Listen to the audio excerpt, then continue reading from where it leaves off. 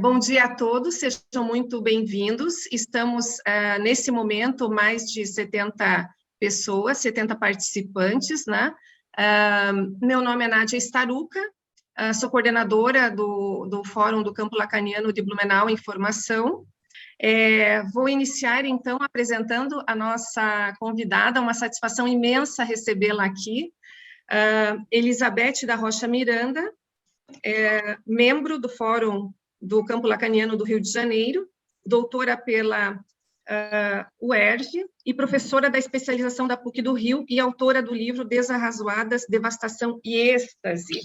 Em sua trajetória profissional, Elizabeth desenvolveu importante trabalho clínico, sobretudo em relação à debilidade mental, em diversas instituições de saúde e educação do Rio de Janeiro, entre as quais o Instituto Helena Antipoff, a Secretaria Municipal de Saúde, o Hospital Municipal Jesus e o Hospital Lourenço Jorge. Com base na observação clínica, buscou examinar e sustentar a seguinte hipótese: quando um sujeito na posição feminina experimenta um gozo fora do fálico, gozo outro que não o do outro fálico, situado segundo Lacan, sujeito barrado, ou seja, no significante que, por si só, aponta que o outro é faltante, ou ainda num lugar em que se depara com a falta sustentada pelo próprio significante ou com a presença do vazio de ser, do desser. Ele experimenta um desvario, um desarrazoamento, uma desmedida, que o deixa fora do tempo, do laço social, e o torna louco, místico, situado na própria clivagem do eu. Eu gostaria de mostrar para vocês, aqui está, olha, o livro, então, da nossa convidada, e uma satisfação recebê-la, tê-la aqui para essa atividade. Elizabeth, bem-vinda, passo aí a palavra. Muito obrigada, Nádia. Bom dia oficialmente a todos. Eu queria falar da minha alegria de estar aqui em Blumenau, uma cidade que eu amo, fui sempre feliz aí, me divertindo bastante. E a Garra do Povo, de uma reconstrução, também me chamou a atenção em outras épocas, e principalmente por ser mais um fórum em formação. Dentro de tudo isso que a Nádia falou, eu sou a ME da Escola de Psicanálise dos Fóruns do Campo Lacaniano, né, que é internacional. E como tal, nesse lugar de AME, eu quero dar os parabéns a vocês e, enfim, e saberem que vocês podem contar com todos nós nessa formação, constituição de mais um fórum, né? Entrem para membro desse fórum, participem, venham de braços abertos para o campo. E eu espero que na próxima assembleia vocês já possam se candidatar a fórum, né? Realmente uma alegria estar aqui com vocês, e agora vamos trabalhar o nosso tema. Sim, esse livro é fruto de uma longa pesquisa, desde meus trabalhos nos hospitais. Ele chama-se Desarrazoada, Devastação e Êxtase, que são dois efeitos do gozo feminino, né? A relação com a mãe e depois, em segundo momento, com o homem, devastada, que causa um gozo do sujeito ficar no lugar quase do sem desejo, quase do débil, e os êxtases, né? Que são comparados que são como os gozos místicos, mas não só. As mulheres também entram em êxtase e ficam, como diz uma paciente, eu fico boba. Ficar boba seria algo assim. Então, eu quero dizer para vocês, como lembrou aí a Nádia, que essa pesquisa desse gozo eu iniciei através das mães dos sujeitos débeis nos hospitais. Débeis, psicóticos, neuróticos graves, mas principalmente os débeis. Espero que vocês estejam me ouvindo. Eram crianças muito bem tratadas, eram crianças totalmente sem desejo. Eu não fiz uma pesquisa da debilidade pela via do quociente de inteligência, dessa classificação da idiotia e cretinice, é a debilidade quanto ao desejo. Era tudo misturado nos hospitais, então nós tínhamos autistas, psicóticos, débeis, e eu via que todos conseguiam se revoltar, desejar, brigar por um brinquedo, por um lugar, e havia aqueles que pareciam uma massa amorfa. E eu comecei a me questionar que naqueles sujeitos débeis, psicóticos, claro, mas haviam outros com graves problemas neurológicos, claro que havia ali um sujeito do inconsciente, porque há um sujeito, a palavra lhe toca, e porque ele não mostrava o desejo, ainda que de forma completamente, vamos dizer assim, atabalhoada. Não havia isso. Vamos tomar uma água, você deve estar com sede. Vamos. Você não está com sede, não vamos tomar água, não. Então, não vamos. Quer dizer, a mínima necessidade não era exposta, eles tremendamente agarrados à demanda da mãe. E eu comecei a ver que orientação fálica essas mulheres davam para essas crianças. Porque o falo é um significante que é um vetor, que é um orientador, é uma seta, vai por aqui. Então, o desejo da mãe vai por aqui, ou pelo trabalho dela, ou para curtir a beleza dela, ou por um homem, ou por outra mulher, para algum lugar, a mãe aponta para aquele filho que vai o desejo dela além dele. Se não é um psicótico, o desejo foi além dele. E não havia esse vetor, as mães não situavam direito o falo. E eu passei a fazer um trabalho com elas, inicialmente de grupo, depois individualmente, dentro do hospital. E eu percebi que havia não conseguiam situar o falo.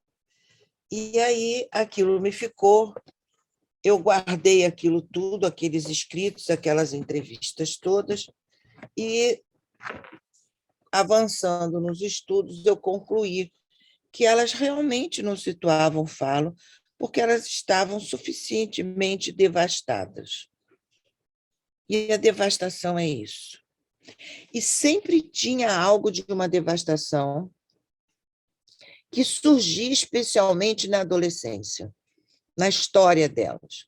Vejam bem, coloquem em negrito, não há a possibilidade de dizermos uma besteira de tal monta. A mãe do débil, a mãe do autista, não é isso. É apenas a incidência de uma amostragem que eu peguei no hospital e que pode ser uma das hipóteses. Né? Mas não há um tipo de mãe que faz um débil, não há um tipo de mãe que faz não é disso que se trata. É na história do sujeito singular, um a um. E foi estudando essas histórias um a um que eu consegui direcionar a minha pesquisa, que foi uma pesquisa longa, não dos 4 anos de doutorado, muito antes.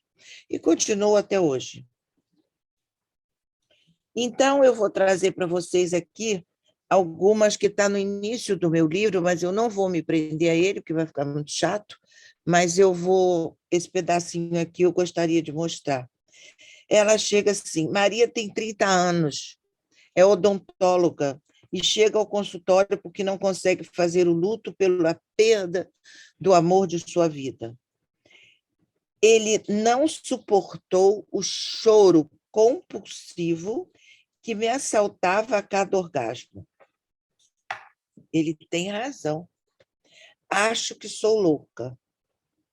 A cada orgasmo, ela tinha um choro incontrolável, deve ter assustado o pobre rapaz. Joana é casada, mãe, trabalha e diz ser bem-sucedida, mas do nada fica boba. Isto é, aérea em outro mundo, com sensações de profunda felicidade ou puro vão, vazio. O neurologista diz que não tenho nada no cérebro. Sou louca? Madalena sai do ar, cai no vazio de um momento para o outro. É um vazio que traz uma enorme solidão, mas também uma enorme paz, como se não houvesse mais vida. Meus filhos se irritam e meu marido insiste para que eu vá a um psiquiatra. Tenho medo, sou louca? Diva chega muito angustiada ao consultório porque, ao revelar ao seu então terapeuta suas vivências de um vácuo imaculado, ele lhe diz, era um espanhol, um argentino, ele diz para ela, estás louca? E ela sai de lá apavorada. Então, alguns exemplos de como elas chegam ao consultório, outras maneiras de chegar ao consultório, totalmente sem desejo.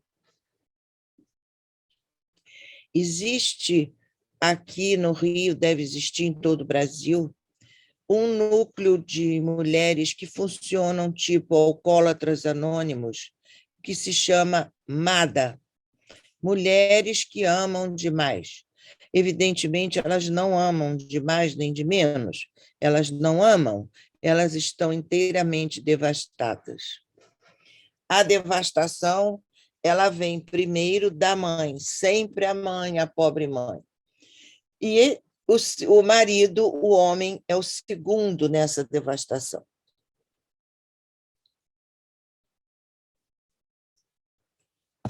E elas chegam lá porque arranjam um namorado, e seja o homem aquilo que ele for, santo ou peste, ela será uma devastada, porque ela já está nessa condição de devastada e algo se repete ali.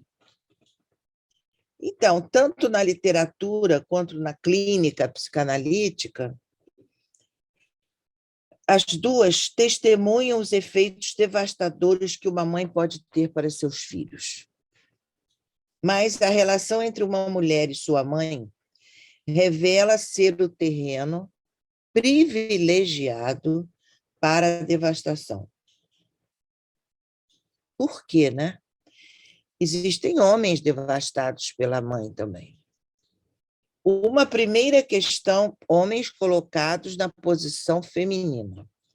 Uma primeira questão pode, então, ser colocada. Seria o fato de habitarem um corpo feminino a causa de tantos tormentos entre elas? Haveria alguma especificidade na sexualidade feminina como causa de tal devastação? Em 1972, Lacan utiliza o termo ravage, devastação, para qualificar a relação de uma mulher com sua mãe. Em 75, ele acrescenta que o homem é para uma mulher pior que um sintoma. É uma devastação. Abordaremos a relação de uma mulher com sua mãe e o que dela se repete na relação desta mulher com seu homem.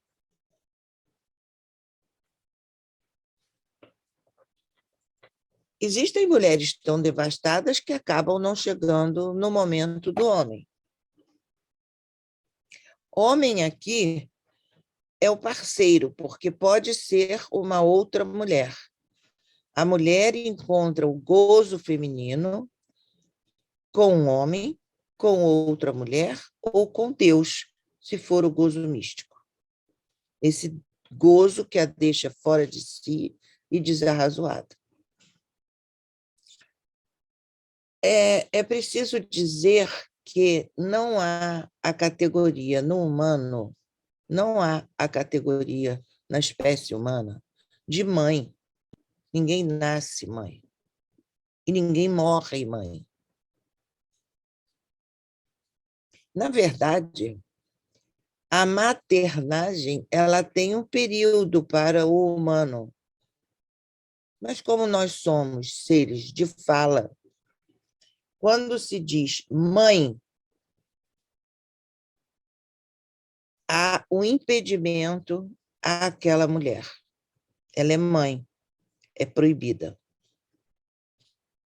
E lógico que nós somos agarrados a esse o primeiro objeto de amor, paixão e desejo, que é a mãe, o resto da vida. Minha mãe fez tudo por mim, foi uma peste. Da mãe se escuta tudo, inclusive, principalmente, o direito, lhe tiram o direito de ser mulher. Os filhos homens lhe tiram o direito de ser mulher. Mas ela nasceu mulher. Se nasce menina ou menino, ou que, independente da anatomia, o sujeito é marcado na psique para ser, que posição sexuada tomar. Mas a mulher que cresce, brinca com a boneca, ou não brinca com a boneca, de repente arranja uma parceria e se torna mãe, numa relação que implica o ato sexual, o coito com o homem, por inseminação, pelo meio que ou por adoção, ela se torna mãe. Essa mãe, ela tem por uma questão pulsional, ela tem que transformar aquele monte de albumina num sujeito. Transformar aquele monte de carne num corpo que tem um nome e que tem zonas erógenas. Então, quem pariu não é a mãe, é a genitora. A mãe é aquela que pega e dá vida, que faz dali um homem ou uma outra mulher. E como é que ela faz isso? Ela faz isso, como bem o diz Freud, pela via da sedução. Ela beija, ela acaricia, ela lambe a cria, ela dá o seio ou a mamadeira ao seio. Ela sopra o umbigo, ela morde o pezinho, ela beija a orelha, ela banha, ela vai erotizando todas as partes do corpo daquele organismo, e é pela via da erotização que ele se torna um corpo. É o estado do espelho. Então, ela tem que erotizar. Umas exageram, o que já não é tão bom, mas, enfim, nunca se sabe direito a medida certa de nada. Acontece que depois de tanta erotização, depois de tanta excitação, a criança ri, mama, goza, dorme com aquela coisa assim. Depois de um grande orgasmo, um bebê quando acaba de mamar, e depois de tudo isso, ela não lhe dá nada. O corpo dela é proibido. Primeiro perde o seio, depois já não tem mais acesso a botar a mão no peito da mãe, a outros lugares, e o banho junto. E quanto mais isso dura, mais a criança sofre naquela expectativa. Então, ela é a primeira sedutora e a primeira a decepcionar o sujeito. A infância não é um paraíso, não é um mar de rosas entre mãe e filha, ou entre mãe e filho. É a fase onde a criança, onde o sujeito vive mais intensamente a sua sexualidade, ele não tem ainda uma devida censura, por isso ele é muito propício a ficar no lugar de objeto de uso do outro, a ser abusado, etc. E é porque tudo é muito intenso, ele quer gozar. Ele se masturba a céu aberto, ele toca o corpo, ele põe o dedinho em todos os buracos. Enfim, a sexualidade é isso, o bebê. É por isso que o Freud o chama de perverso polimorfo. Ele não tem uma organização genital que vá ter o prazer sexual, o ápice do prazer sexual com a genitália. Aliás, a gente morre sem ter isso, né? Abraham estava completamente enganado. As pulsões são parciais e gozamos com o corpo todo e até com o olhar, com a música, etc.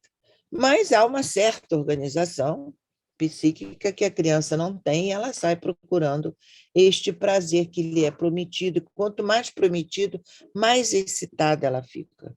Às vezes ela não consegue nem se concentrar aos 6 anos para aprender a ler, e aí tome de Ritalina e outras coisas mais, e ela está ali vivendo uma vida pulsional excessivamente excitada. Então, a criança é decepcionada aí, ela sofre com essa decepção e a mãe é culpada de tudo para sempre, porque de cara a decepcionou. Só que para a mulher tem um pontinho a mais. Esse pontinho a mais é o fato de que ela sofre a decepção da mãe, além de não satisfazer o seu gozo, começar a ser essa mãe barrada, proibida, não pode isso, não pode aquilo, tira do peito, não vai isso, não vai aquilo. Ela também não lhe fez inteira, não lhe fez homem, segundo Freud. E aí ela vai passar a ter a penisneid, a inveja do pênis, que é a marca da castração para a mulher, segundo Freud. A marca da castração para o homem é o protesto viril, o rochedo da castração. Dali ele não passa, dali ele não tem mais armas. Ele fica fixado ali, a mulher, e ela vai, segundo Freud, substituir essa falta fálica, que não é fálica, porque eu falo não é o pênis, mas, enfim, essa ausência de uma marca viril no corpo pelos filhos. Equação filho-falo. Isso é Freud. Só que para Lacan, a sexualidade feminina vai além do falo. E esse além do falo, o que é, gente? Além do falo é a loucura. Porque aquilo que está na neurose está na norma fálica.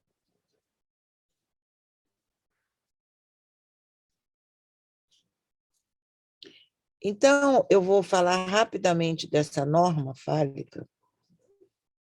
A norma fálica que todo mundo fala está muito bem explicado no texto A Bedeutung do Phalus, a significação do falo no escrito. O Lacan vai dizer em algum momento ali que isso é um traço. O traço é a razão. Sabe razão matemática? Você tem 8/5, você tem um traço dessa fração, mais 3/4, você tem um traço da fração. Esse traço é a razão. Para que você some ou faça qualquer operação com 8/5 e 8/4, você tem que achar primeiro o quê? Um denominador comum, para poder haver, então, qualquer operação. Adição, diminuição, multiplicação, divisão. E esse traço, essa razão, é o significante falo. Então, para que a gente possa minimamente nos orientarmos e minimamente eu achar que estou sendo clara aqui e vocês estarem me entendendo e se interessando para que haja um diálogo, para que haja o discurso organizado, os 4 discursos, é preciso que todos estejamos com um denominador comum, com a norma fálica em dia. Então, cada um tem a sua fantasia psíquica, que é singular e ninguém tem igual ao outro. Mas nós temos uma organização que permeia todos, que faz com que a gente saiba que isso pode, aquilo não pode, ser isso e aquilo. Essa razão para que a gente possa se entender, quem dá é o falo e a norma fálica. Então, aquilo que está para além do falo, como diz Lacan, que é a sexualidade feminina, porque Freud parou no falo e parou com a pergunta o que quer uma mulher e deixou uma possível pista, uma resposta para Lacan continuar. Essa resposta está no último parágrafo da conferência A Feminilidade. E agora me deu uma dúvida. Não sei se é a feminilidade ou a sexualidade feminina, uma das duas. Desculpe, mas realmente acho que é a feminilidade. No último parágrafo, é aquela que ele fala, mulheres com toucas, turbante, a cabeça da mulher, e ele fala da relação da mãe e da filha como uma catástrofe, aí no final acho que ele fica pensando que ele disse horrores da mulher, e ele diz, bom, mas a mulher não é só isso. Então ele diz assim, é preciso notar ou observamos que até aqui falamos da mulher como ser sexuado, mas ela é também um indivíduo. Essa é a forma como ele se expressa. Então, aí, o Freud já dá a pista de uma divisão da mulher, que vem dessa falta fálica. Uma divisão entre um indivíduo, um sujeito do inconsciente, como qualquer ser humano, aonde não há a menor distinção da mulher para o homem, isso a gente vê na nossa sociedade já de uma forma mais clara. As mulheres podem ser policiais, pilotos de avião. Antigamente não podia nada, só podia fazer filho e ficar dentro de casa cozinhando. Quanto mais filhos ela tivesse, mais rica seria a família, porque era mão de obra. Com a Revolução Industrial, no Brasil, com Getúlio Vargas, as mulheres puderam votar e trabalhar nas fábricas. E daí para cá, as coisas vieram melhorando com muito custo, porque os homens ainda são muito violentos com as mulheres, fisicamente. E as mulheres são violentas com eles na fala, né? Porque quando uma mulher abre a boca, ela pode reduzir o homem a um nada, mas não justifica a violência física. Os homens ainda têm muito medo da mulher, porque para precisar bater e matar, só pode ser medo. Enfim, isso é uma outra discussão. Na verdade, o que eu quero dizer para vocês é que esta mulher, ela tem aí uma partição, que é um termo que eu gosto muito, usado por Eugénie Lemoine. Nós todos, seres de fala, somos sujeitos divididos entre inconsciente e consciente. Mas a mulher, além dessa divisão, aonde ela está como homem, como humano, sem diferença para o homem, ela tem também uma partição em seu gozo. Ela goza falicamente tal qual um homem e ela goza também de um outro gozo, de um gozo fora da norma fálica. Então, ela tem essa divisão, essa partição, além da divisão entre inconsciente e consciente. Então, ela é um sujeito dividido, tal qual todo ser de fala, ela é tão castrada como os homens, mas ela é também partida em seu gozo. Ela pode experimentar tanto um quanto o outro. Quando eu falo mulher aqui, mais modernamente com Lacan, ele vai dizer que não se trata de mulher, se trata de sujeitos na posição feminina, porque existem mulheres que são mais homens do que os homens, mais fálicas, mais colocadas na posição masculina, nas formas da sexuação lá do homem, lá da mulher, do que uma mulher anatomicamente. Então, esqueçam a anatomia. O Freud misturou duas coisas na época dele, histéricas e mulheres. Então, ficou meio que... Quem aparecia para ele eram mulheres histéricas. Mulheres como ser social e histéricas. Foi por aí que ele começou e foram elas que o ajudaram. E óbvio que ele, tudo que ele diz procede e se segue até hoje, até essa divisão do gozo é tirada daí. Mas a gente pode falar de uma outra maneira, né? Podemos falar isso de uma outra maneira. Podemos, então, dizer que um sujeito na posição feminina, porque existem homens que ocupam essa posição feminina. E dessa posição feminina, que vai do fálico ao para além do falo, né? Que não se agarram tanto ao suporte imaginário do falo, o órgão viril masculino, o pênis, eles não se agarram tanto a isso e conseguem ter uma... o Lacan chama, eles conseguem entrever, é o termo que ele usa em francês, algo de um gozo feminino pelas frestas.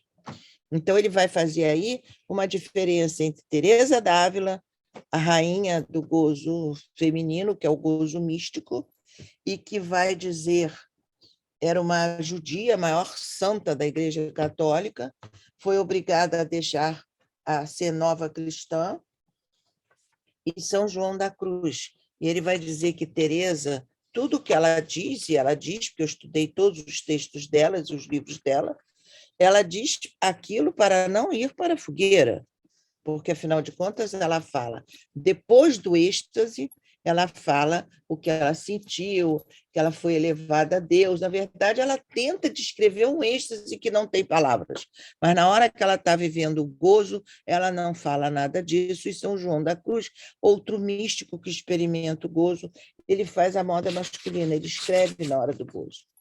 Então, tem palavras nesse gozo, e no Sibelius não experimenta esse gozo, que é outro que se propôs também a isso.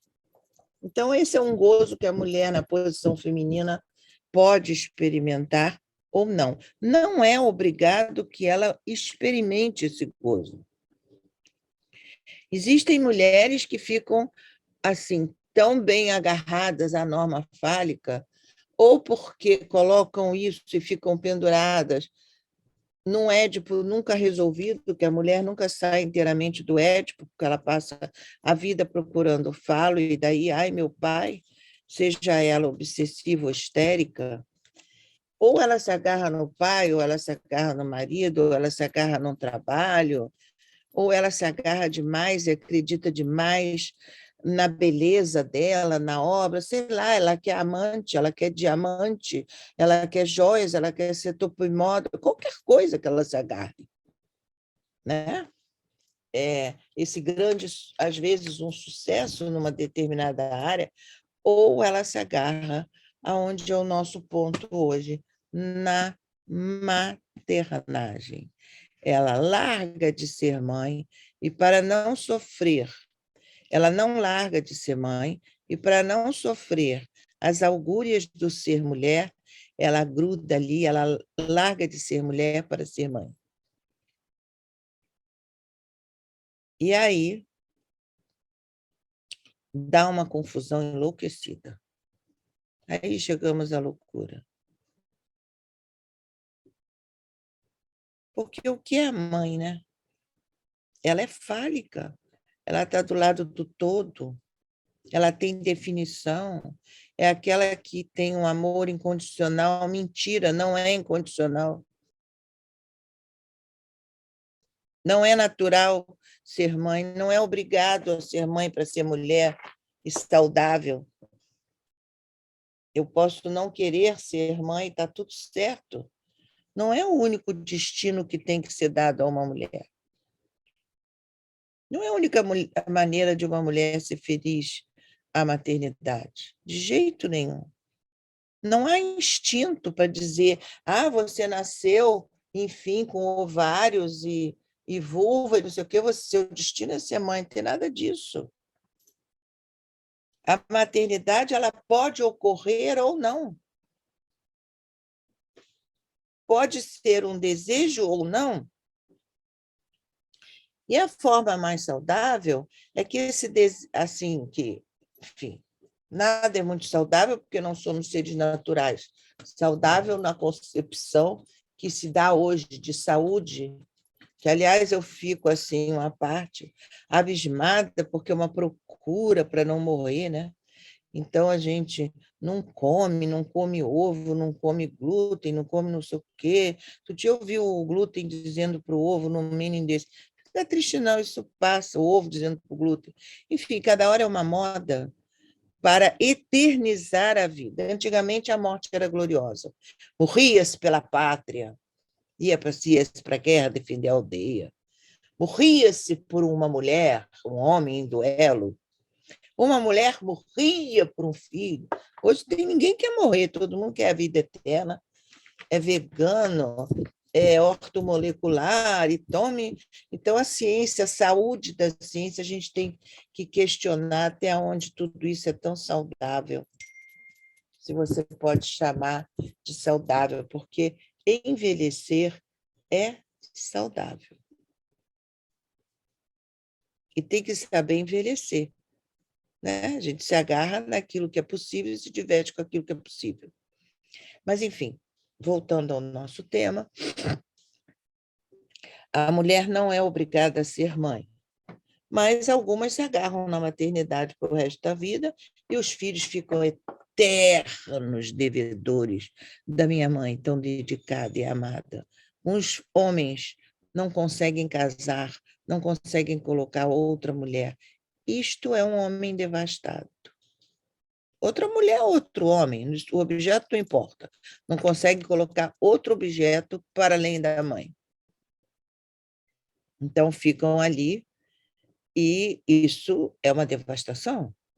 O sujeito ficou impedido na vida de seguir com as suas escolhas.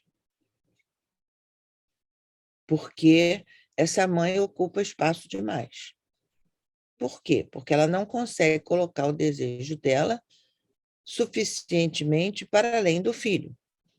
Coloca para além do filho, porque não é psicótico, o menino também, ou a menina também não é, mas tem uma fixação ali. Agora, então existem homens devastados pelas mães. Não tenha dúvida. Mas não é bem aonde o Lacan usou o termo devastação, e não é bem o que Freud trata nas conferências sobre a sexualidade feminina, que é uma relação muito específica entre uma mãe e uma filha. É uma relação que toda filha é devastada pela mãe. Então, todo sujeito que está ali na posição feminina, todas as mulheres são devastadas pela mãe. Daí, gente, a brincadeira da sogra. O homem que casa com essa mulher carrega a sogra, ou não carrega a sogra, ou a sogra é isso, ou a sogra é aquilo, a sogra se mete na vida da filha, dá palpite no homem da filha. Há aí entre elas uma falta de limite. Isso é muito mais comum do que na vida dos homens. E os homens deixam as mulheres brigando e ficam muito mais confortáveis. Mas a mulher não. Ela toma partido do marido, ela toma partido da mãe, a vida dela é um inferno. Isso quando ela consegue ter um parceiro. Então, todas as mulheres todas as mulheres têm um traço de devastação vindo da mãe. É um traço. O que o Lacan chama ravagem, devastação, é quando esse ser não se constitui como um ser alguma coisa. Porque vocês sabem que nós nos inventamos. Tá? Beth Rocha Miranda, psicanalista, eu que inventei. O outro arquiteto foi o outro que inventou. O outro... Cada um se inventa como poeta, como escritor, como a dona de casa, como a pintora, como a professora, como a psicanalista, como a autora. Sei lá, a gente se inventa na vida. Eu gosto disso, aí isso eu faço bem, a cozinheira, a dona dos bolos, sei, a gente se inventa. Então, essa criação, ela vem a partir dos significantes que vieram do outro. E uma mulher devastada não consegue se inventar, não consegue se criar. Isso é a devastação. Ela não tem um ser forjado, inventado. Não é inventado do nada, tem um apoio, um substrato de gozo no corpo, como Freud fala das pulsões. Mas a partir dali a gente vai criando, ela não consegue se inventar. Vocês veem um exemplo, por exemplo, que é lindíssimo, de Camille Claudel. Camille Claudel lutava pelas suas obras. Ela tem uma obra vastíssima e belíssima de escultura. Nada a dever a Rodin. Eu fiquei muito impressionada com o museu dela, fiz uma longa pesquisa sobre ela, está no livro, uma parte. Mas quando ela é presa, quer dizer, quando o pai morre, um pai que não foi suficientemente forte para convencer a mãe, ele diz, se você dissesse para ela que você a ama, se você lhe desse um beijo ou um abraço, talvez essa louca se sossegasse um pouco. O pai diz para a mãe.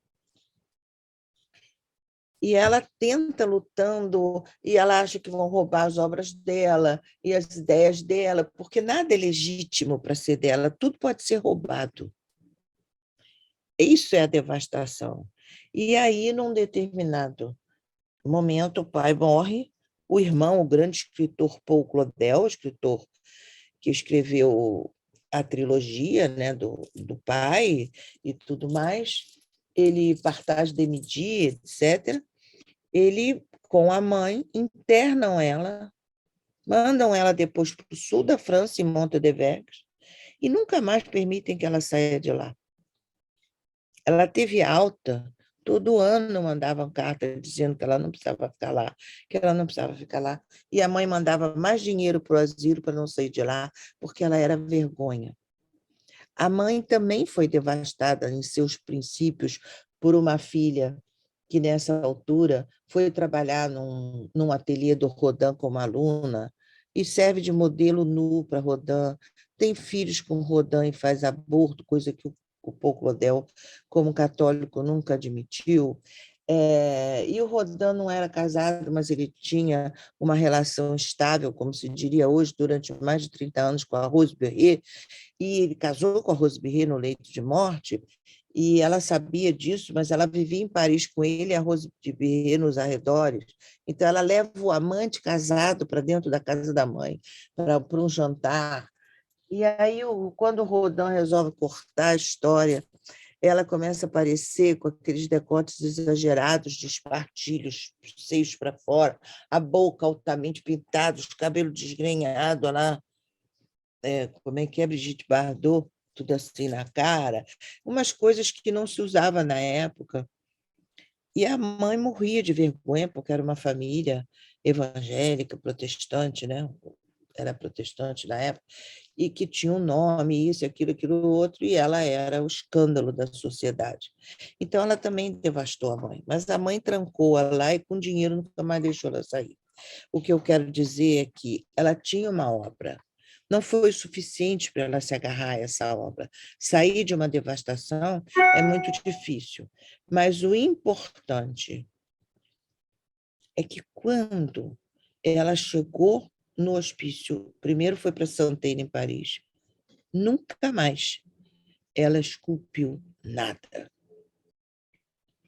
Lhe foi oferecido barro, argila, e ela disse, eu não vou brincar aqui feito louca brincando de ser atriz. Eu sou uma atriz. Foi a única forma dela recuperar algo de uma dignidade com a força de sua arte. Não esculpiu mais. Nem desenhou.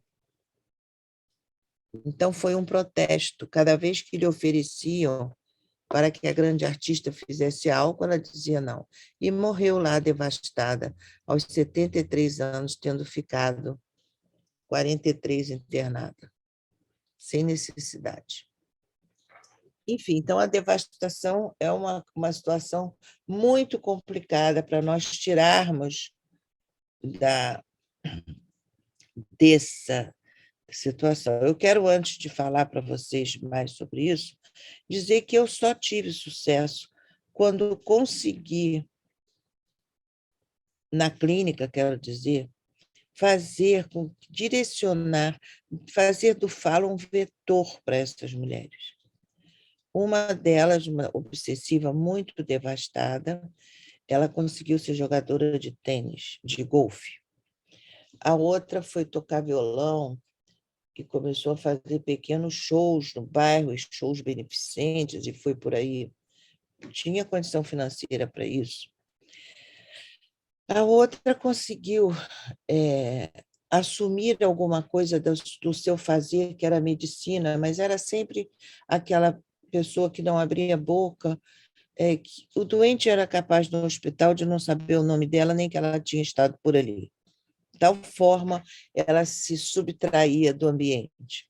Ela conseguiu melhorar e conseguiu montar um ambulatório lá, para um ambulatório de pediatria, em que ela atendia as crianças com tuberculose. Então, isso passou a ser o fazer dela. Então, sempre encontrando algo. Para algumas, nunca foi possível se fazer. Enfim, elas ficam, às vezes, como os autistas e os psicóticos, muito tempo em análise, porque aquilo é meio que um vetor para ela, uma orientação para ela, um ponto de amarração para ela, porque a devastação, às vezes, é totalmente sem amarração. Vocês veem muito isso na clínica e às vezes não se dão conta de que se trata disso. Pessoas que passam por 500 analistas, claro, que têm estrutura histérica nisso tudo, mas nada serve, nada ampara de nada. Então, teoricamente falando, a gente pode dizer o seguinte, para situar um pouco nisso. A gente se relaciona pela via do sintoma. Não tem essa do meu ser com o teu ser, o meu sintoma com o teu sintoma, porque para todo mundo o que tem é o ser. Então, a gente se relaciona pela via do sintoma, porque quando há sintoma não há equivalência sexual. Nós não podemos equivaler o masculino ao feminino. Então, é o sintoma de um lado que vai se unir ao sintoma do outro. A não equivalência entre as posições masculina e feminina deve-se às divergências entre os modos de gozo dessas duas posições.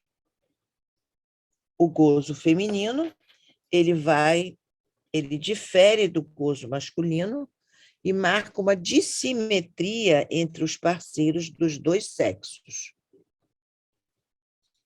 São duas metades distintas que têm relação com o sexo. Por isso, Lacan as nomeia de forma diversa, posição masculina e posição feminina. Aí, no seminário 19, ele vai dizer: uma mulher é sintoma para um homem. Nós estamos no seminário 23. Fazê-la sintoma, essa uma mulher, nas palavras de Lacan, é situá-la nessa articulação, no ponto em que o gozo fálico como tal é igualmente negócio dela. Contrariamente ao que se diz, a mulher não tem que sofrer nem maior nem menor castração que o homem. Ela é tão castrada quanto ele, né? E ela goza falicamente, tanto quanto ele. Ela goza com seu clitóris, gozo fálico, ela goza no ato sexual, no coito, ela goza com o corpo todo, como homem, mais ela do que ele, ela goza com seus louros, com seus títulos, com o que ela consegue, mas ela goza também com os filhos. Então, a mulher está na posição fálica. A gente podia dizer assim, ela ocupa a posição masculina tanto quanto o homem. Não há diferença. Mas um homem, para fazer de uma mulher seu sintoma, precisa acreditar nela. Acreditar nela. Isso é uma grande diferença. A mulher não acredita no homem, o homem acredita na mulher. E o Lacan vai dizer isso de uma forma muito bonita. Ele crê que há uma, às vezes duas ou três. Ele acha que existe uma espécie no gênero dos silfos ou das ondinas. Ondinas são aqueles seres do mar que se acredita, Iemanjá, se acredita, se crê, não se sabe por quê, mas se crê. Né? Aqui eu moro na praia, então tem um pier aqui grande, e lá na ponta puseram uma imagem de Iemanjá, muito bonita. Não era uma imagem cafona, não, era uma imagem bonita. Cimentaram a imagem lá embaixo, nas pedras, e as ondas batiam. Aí veio um grupo de evangélicos e quebrou a imagem. Olha, vocês precisavam ver o movimento dos pescadores, que tem aqui uma colônia de pescador, para botar Iemanjá no lugar. Mas foi assim de um dia para o outro, puseram até vigia. Imagina, não ia ter peixe. Ia morrer de fome. Como que tiraram? Como eles não voltariam? Eles iam morrer no mar. Foi um movimento que se viu a crença do homem nessa figura que é feminina. Então, ele crê nas ondinas. Né? Ele, o homem, crê que esses seres podem dizer alguma coisa para além deles. Né? Mas, se uma mulher é sintoma para um homem, o homem é para uma mulher tudo o que quiserem, a saber, uma aflição, pior que um sintoma. Trata-se mesmo de uma devastação. E as mulheres creem nos homens. Não tem um ditado? Por trás de todo grande homem tem uma grande mulher, uma grande histérica, que faz ele acreditar que se ele for por ali dá certo, que se ele fizer... Olha só, eu não sei direito por quê, mas eu não estou gostando dessa história no trabalho. Eu não gosto muito de fulano. Toma cuidado com o Beltrano. Na mesma hora, ele já fica de anteninhas acesas. E a mulher é tão boba que ela convence o homem também de que ele deve procurar outra mulher. Sabe como? Ela vai numa festa com ele. Aí ela percebe que tem alguma mulher olhando para o homem dela, ou ela cisma que tem. Ela chega para ele, que fulano está olhando, o infeliz nem notou. Ela estava olhando para você, porque ela estava olhando para você, porque não sei o quê, porque... Tereré, tereré. No dia seguinte, o cara vai procurar quem é aquela ela que estava olhando para mim. Aí ele chega em casa e ela continua com a história daquela outra que está olhando para ele. Ele acaba convencido de que entre ele e aquela outra tem algo muito importante que precisa acontecer. Ele vai lá dar em cima da outra, mas foi você que instigou, foi você que chamou a atenção que ela estava em cima dele. Ele nem tinha visto. E ela tanto fala, tanto fala, tanto fala da existência dessa outra, que ele se convence. Quantos eu não escuto? Ela foi culpada. Ela que me convenceu, ela me encheu o saco 3 meses, 4 meses com essa criatura. Teve uma festa, eu bebi, ela bebeu, aquilo já estava na minha cabeça. Então, há uma crença, como se fossem as ondinas. Por quê? Porque a mãe tem efeitos de inconsciente, isso é para todo mundo. E o homem pega esses efeitos de inconsciente que a mãe teve para ele e coloca na mulher, que passa a ter também efeitos de inconsciente. Mas aí ele continua, isso é a mulher sintoma para o homem. É o sintoma dele. Às vezes a relação sexual acaba, ele até procura outro, às vezes se separam, mas aquela é o sintoma, é naquela que ele acredita. Ele vira o grande amigo, ele vai lá e faz tudo o que ela quer. Ela, vocês não escutam assim, é a mãe dos meus filhos, é a mãe dos filhos, nada, é porque ele acredita nela. Ela é o sintoma dele. Ele continua a vida toda ali. Bom, a gente ri, mas a clínica mostra como é que as coisas acontecem. Agora, um homem para uma mulher. não é um sintoma, é um significante, é um lugar que ele dá a ela. Mas ele é, antes de tudo, uma aflição, pior que um sintoma. Por isso, não há relação sexual.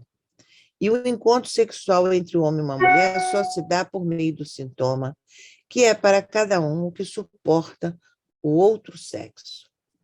Para um homem, a mulher é sintoma desde que ele se situe no gozo fálico. Mas para uma mulher, o homem pode ser uma aflição e até mesmo uma devastação. Marguerite Duras, a grande escritora francesa, ela diz que o homem pode ser uma doença para a mulher. Pode ser la maladie de la mort, a doença da morte. Entre ela e ele, não há equivalência. É isso que aprendemos do que liga um homem a uma mulher. Aí ela diz, na poça branca dos lenços brancos, o que se inscreve é a pura diferença, é desencontro e, muitas vezes, devastação. Eu fui buscar o termo devastação há muitos anos atrás e descobri uma escritora chamada Violette Leduc. Hoje tem um filme dela. Essa escritora é de uma devastação, e o filme revela, passado na Segunda Guerra, ela e a mãe, impressionante. E aí ela escreve um livro com o título Ravages d'une Bastarde, 1948, ninguém aqui era nascido. E isso foi publicado em 58, pela data do seminário do Lacan, foi lá que ele tirou o termo ravage. É ela, poeta, que coloca devastação. O Freud fala em catástrofe. Ela tem vários livros.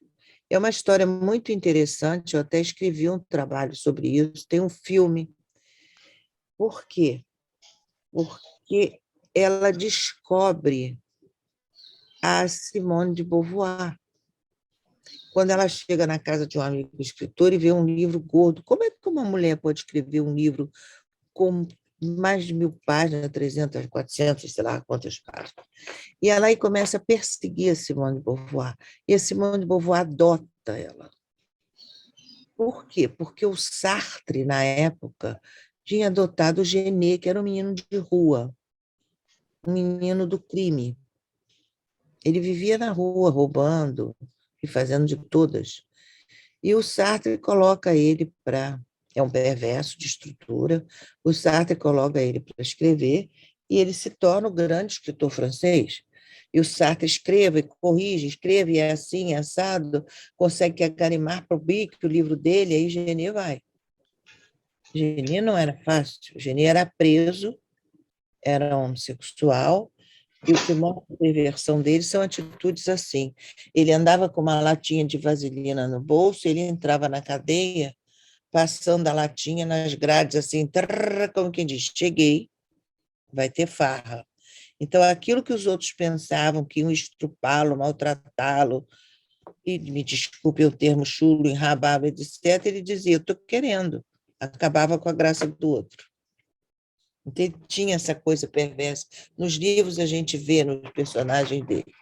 E aí a Simone de Beauvoir, paralelo a essa relação do Sartre com Genet, construiu a relação dela com a Violette. E ela manda a Violette escrever, e ela escreve um monte de porcarias, até que ela escreve Ravage d'une Bastarde, e a Simone diz, isso é muito genuíno, isso é muito seu, isso não é uma imitação, você é uma escritora. E depois ela escreveu vários outros livros. E ela termina a vida dela, a Simone muito devastada com a morte da mãe, e ela termina dizendo que, na verdade, ela diz assim, quer ver? A Simone falando da perda da própria mãe. Ela diz, espero que isso nunca aconteça comigo. Perder minha mãe eu não sobreviveria. E a mãe só a maltrata.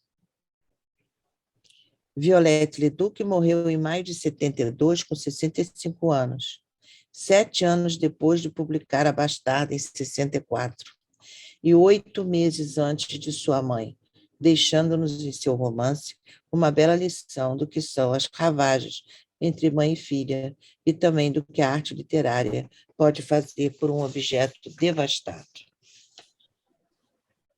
Então, essa é uma pesquisa, é uma devastada clássica, Violette Leduc. Né? Bom, voltando aqui à nossa teoria, nós vamos ter, em 1974, 75, 76, a preconização do que seria uma devastação por Lacan, aonde ele diz que pode ser um homem para uma mulher a devastação, mas 3 anos antes, no texto do Aturdido, ele tinha definido a relação de uma mãe com sua filha igualmente como devastadora. A devastação, escrevam isso, é a tentativa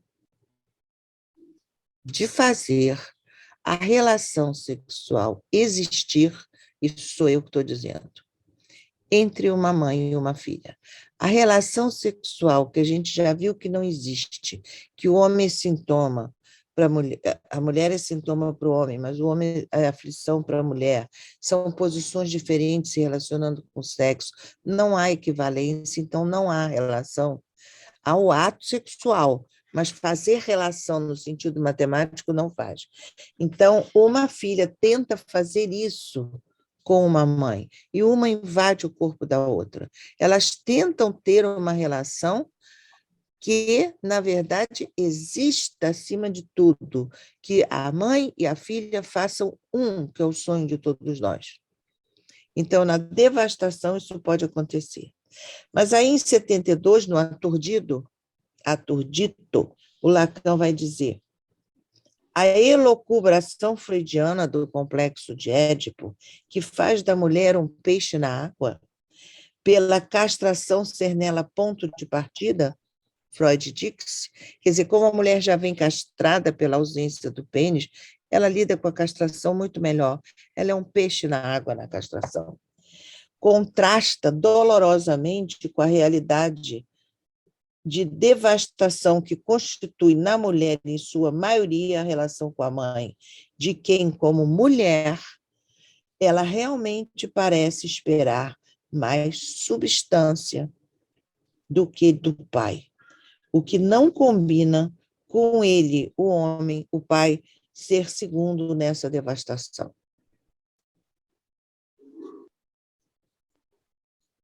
A verdade é a seguinte: ser pai é separar uma mãe de um filho. É pegar aquela mulher que de repente se tornou mãe, que ele a fez mãe, o homem, e separá-la do filho, fazer com que ela volte, numa certa medida, a ser mulher. É dividir igualmente. Você é mãe para esta criança, mas é mulher para mim. Recuperar o lado mulher, senão ela fica lá toda mãe, encantada com esse bebê e não sai dali.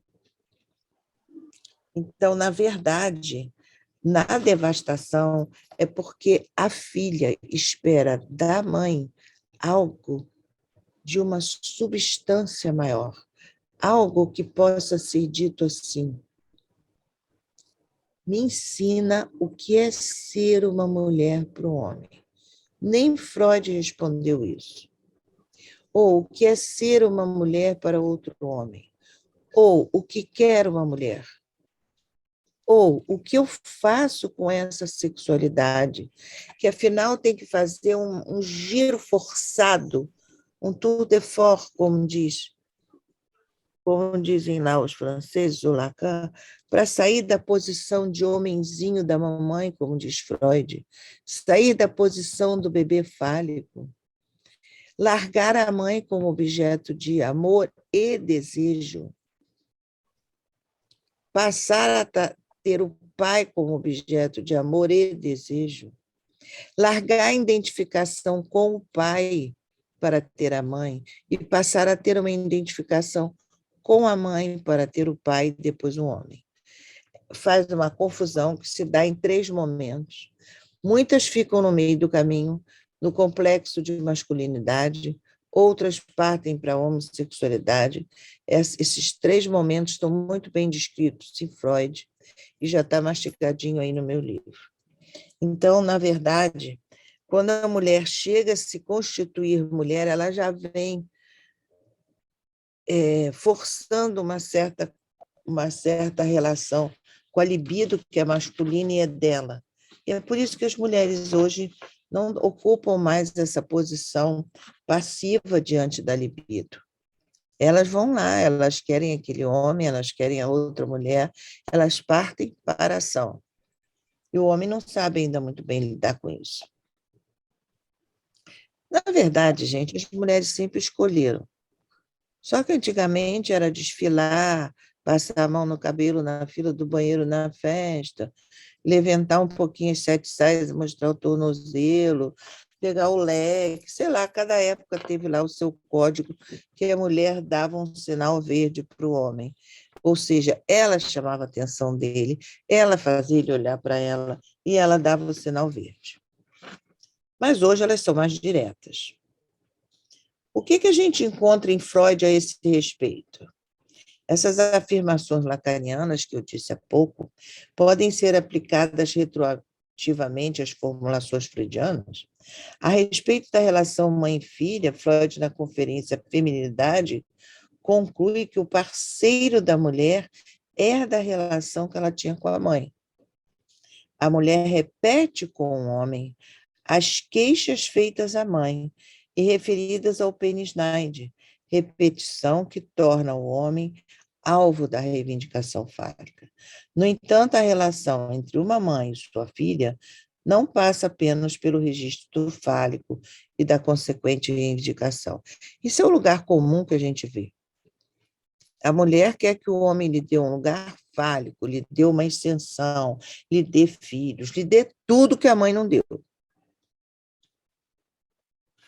Lhe dê uma posição na família, que o homem a defenda, porque na família só quem tem uma posição são os homens, só os homens podem tudo. Então, ela se apoia no homem aí como um segundo na norma fálica para fazer essa passagem, para dar o que a mãe não deu.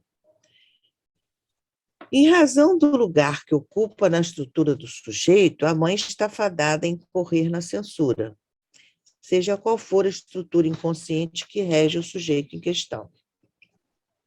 No entanto, a relação do sujeito que é mãe com o seu próprio inconsciente, isso é muito importante, tem importância capital na determinação do lugar que o filho ocupará no desejo e no gozo dela.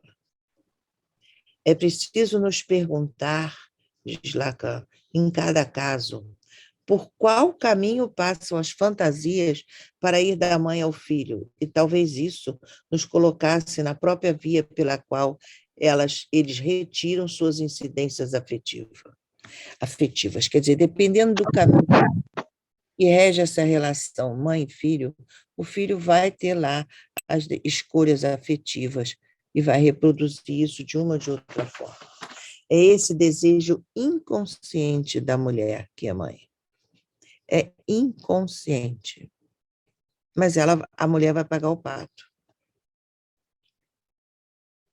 A mãe é o outro primordial, é ela que instaura para o sujeito a demanda de amor pela operação de frustração e, consequentemente, a que está primeiro no lugar da demanda do outro. Demanda de amor intransitiva e incondicional e que, por isso mesmo, é em si mesma um impasse. Como primeiro objeto dessa demanda, a mãe será necessariamente um objeto decepcionante, porque as exigências de amor dos filhos não têm medida. São exigências de exclusividade, que não admitem ser compartilhadas. E aí a gente vê o complexo fraterno, os ciúmes entre os irmãos, por mais que você dê para um, aquele não vê que deu, porque você deu para o outro, porque o filhinho da mamãe, filhinho da mamãe é para você, e às vezes rivalizam com o pai, porque a mulher faz esse jogo. Elas, para ir contra o homem, às vezes ela dá a entender que ela tem um filho, que o filho dela é em primeiro lugar. E aí, esse pai, ou esse parceiro que está junto dela, fica sem força. Então, o filho também acredita que a mãe é objeto dele. Deixa guardado lá, é meu, eu pego quando quero. E ela não tem direito a nada. Porque ela promoveu isso para se vingar do homem, não. Primeiro, meu filho. E eu não vou dizer que as mulheres sejam capazes de dizer primeiro o homem, porque o filho saiu das suas vísceras. O filho é dela. O homem, o homem dela, outra mulher, saiu das vísceras de outro. Aquele filho, não. E aí, num texto, as duas notas sobre a criança, o Lacan vai dizer que a mulher tem acesso ao seu objeto na realidade, que é a hora de parir um filho, que o filho sai entre as pernas, ela tem acesso àquele objeto que é dela, que saiu das vísceras dela. Aí começa a complicar tudo, porque ela achar esse meio termo de deixar o sujeito ir, é preciso que ela seja realizada emocionalmente, sexualmente, profissionalmente, ela precisa procurar com muita força outras realizações. Outra razão para que esse primeiro objeto seja necessariamente decepcionante está no fato de que o outro primordial, sustentado pela mãe, é aquele que reúne e entrelaça a demanda de amor incondicional vinda da criança com o fato de que ninguém pode preencher tais condições, instaurando uma falta na mãe e na criança. Essa falta introduz uma busca incessante por onde a criança tentará satisfazer as exigências pulsionais do outro. Isso é para todo mundo. A consequência desse processo é a entrada do sujeito no discurso que tanto possibilita o gozo quanto lhe impõe limites. A mãe tem efeitos de consciente. Essa relação mãe-filho é sempre sexualizada. Agora, o que vai acontecer com a relação da mãe com a filha?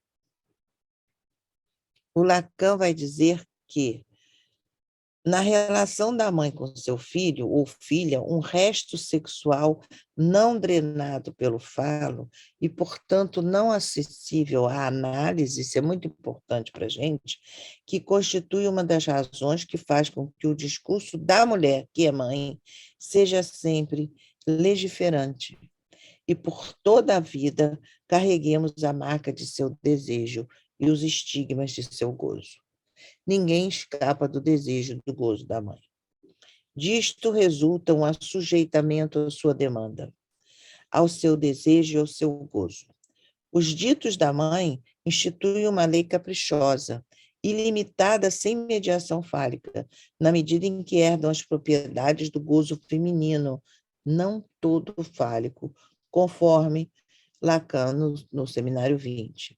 Esse caráter não todo da lei da mãe é redobrado pelo fato de que a língua materna, na qual são proferidos esses ditos primordiais, é ela também não toda, pois é constituída de equívocos igualmente ilimitados. Então, vocês veem que mãe não tem muito jeito.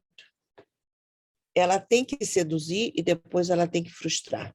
Então, ela vai ter eternamente a marca, nós trazemos a marca do gozo da mãe e dos ditos da mãe.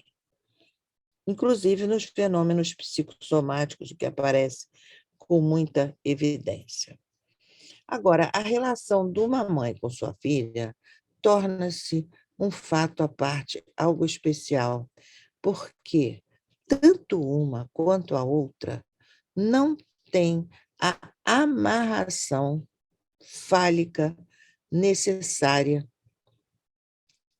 para tirar o sujeito dessa busca incessante.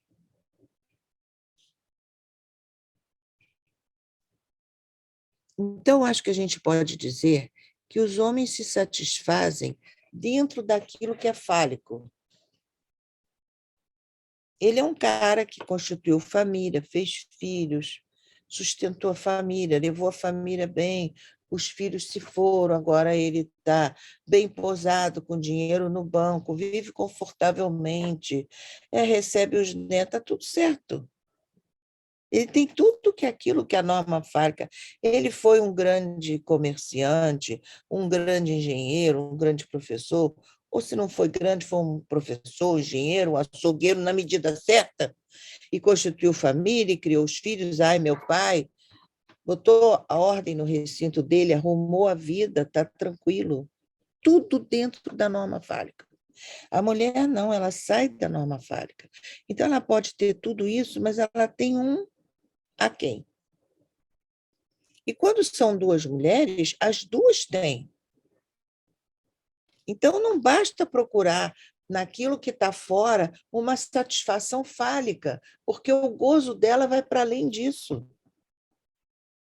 Ela quer ir no buraco, ela quer ir na falta, ela quer ir naquilo que a palavra não pode dizer, ela quer ir nos furos da palavra.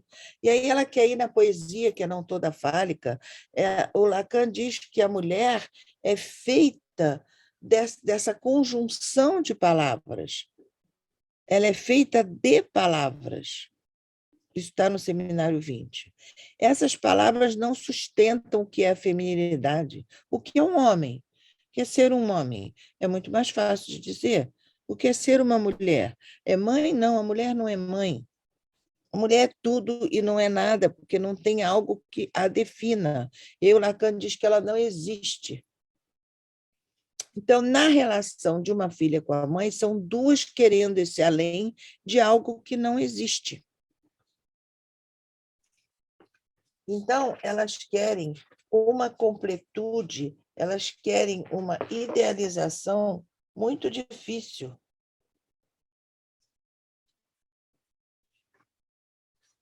A filha precisa decidir se ela nega ou se permite ao gozo sexual com o homem na medida da dependência de sua disposição para abandonar o gozo sexual com a mãe.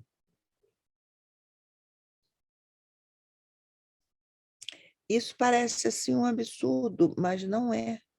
Um outro exemplo desse corpo a corpo é uma adolescente que tinha uma mãe muito jovem, ela lá com seus... Ela não tinha 40 anos e a filha tinha seus 15 anos, 16. Era uma mulher que trabalhava com joias, tinha fábrica de joias, então ela era sempre muito bem arrumada, e sempre cheia de joias e brilhos, e ganhava muito dinheiro e viajava. O pai era um sujeito mais fraco, tinha sido drogado, trabalhava com a mãe, administrando a empresa de joias, de fabricação de joias, importação de pedras, viajava o mundo. E a mãe tinha tudo, era uma mulher magra, alta, bonita. A filha, mais gorducha, ansiosa, comia muito e puxou lá o físico da família paterna. Não se conformava. E a queixa da mãe era: ela estraga todos os meus sapatos Louboutin, esses sapatos caríssimos de sola vermelha. Mas ela era toda assim, das grifes, porque ela não sabia andar de sapato alto, pisava todo torto, a menina com 15 anos, e depois põe os sapatos todos estragados.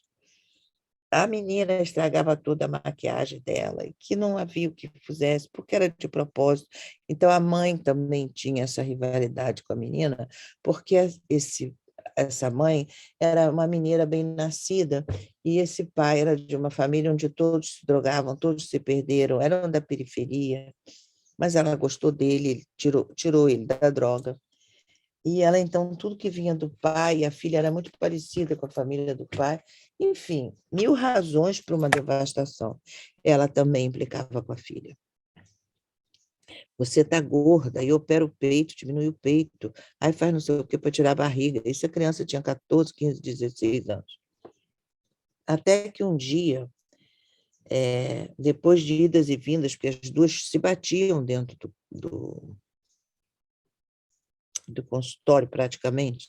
Se eu não pusesse um limite, acho que a filha godunhava a mãe godunhava a filha. Uma vez a mãe chegou a pegar na jaqueta da filha e sacudiu assim.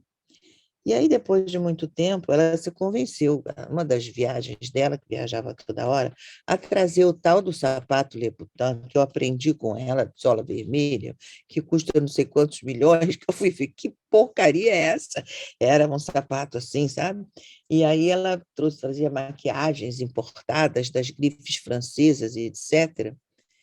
Ela resolveu trazer um sapato para a filha, trouxe 2 sapatos para a filha, porque dinheiro não era problema, para a filha não usar o dela. E trouxe toda a maquiagem para a filha igualzinha dela. Portada, base, não sei o quê, passa primeiro, passa depois, passa, não sei como é que passa tanta coisa, uma seguida da outra, e trouxe tudo para a filha. E botou lá na suíte da filha, no banheiro da filha. A menina ia no banheiro dela e pegava o dela. Saiu uma briga daquelas fenomenais. E aí o pai me telefona que não aguenta mais, que vai internar uma, que vai arrumar um outro apartamento para a filha, isso a filha com 15 anos. E não sei mais o que, vão parar no consultório. Em análise, partindo dessa cena, que tive que botar todos para casa sem entender, a menina me diz assim, eu quero o que é dela, eu quero o que ela passa no corpo dela. Olhem que linda declaração do que é esse corpo a corpo da devastação mãe e filha.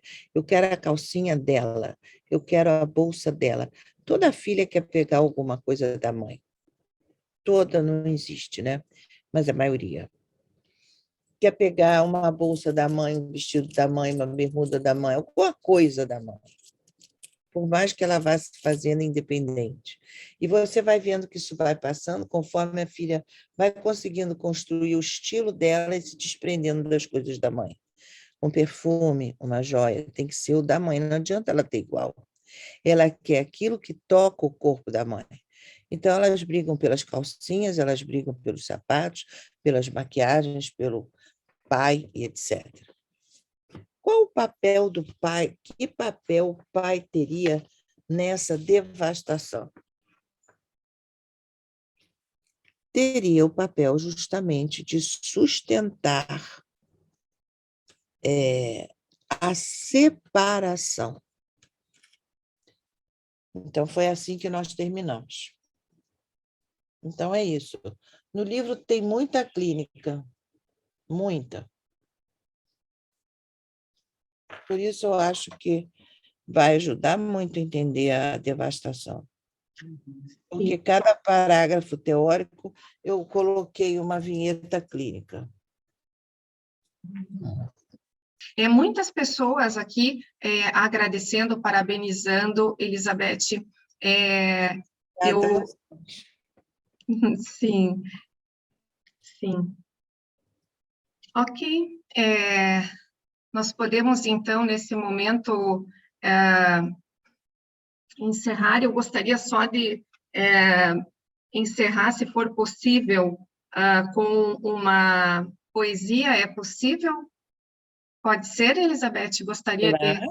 Isso. Agradeço, né, a participação de todos, agradeço a generosidade da sua transmissão, todos aqui muito tocados, muito maravilhados por esse tempo, né, enfim. Gostaria, então, de fazer o encerramento com uma poesia. A poesia é desse livro aqui, A Vida em um Gole Só, tá?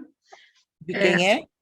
Esse aqui é um livro de poesia que eu fiz há alguns anos atrás, e aí eu vou colocar aqui, vou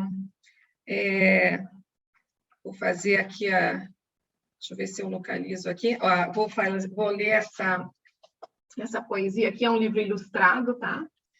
Que ela diz: abarco, de tudo que eu contemplo, sou hangar. De tudo que eu lamento, sou algoz. Daquilo que eu desejo, sou refém. Seria engodo? No prelúdio da ilusão, porto seguro do desejo, desejo viver, viver de novo, reviver o desejo. Se em meu hangar sou refém e algoz, quem me mantém nesse porto? Nádia, parabéns pelo seu livro, eu gostaria de tê-lo, gostei da sua poesia. E é isso.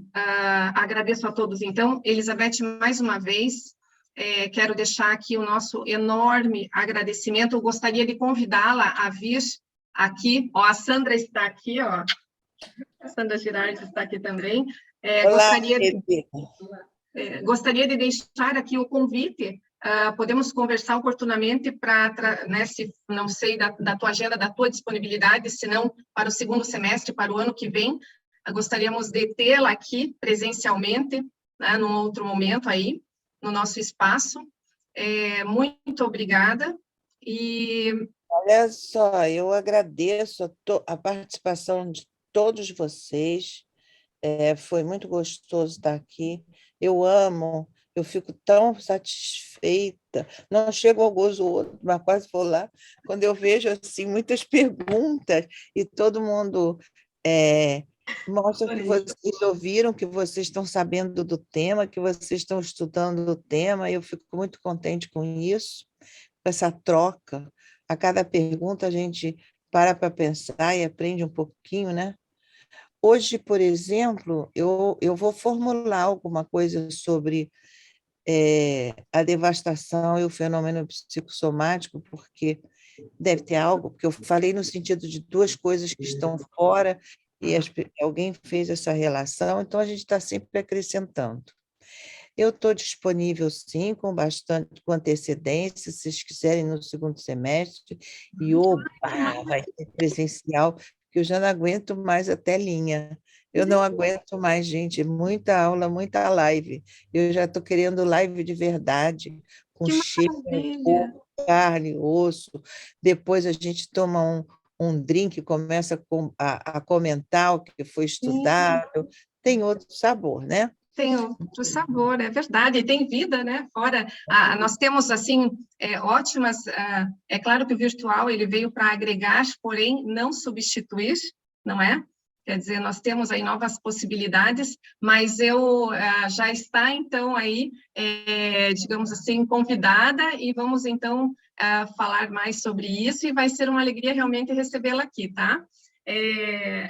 Bom, nós podemos fazer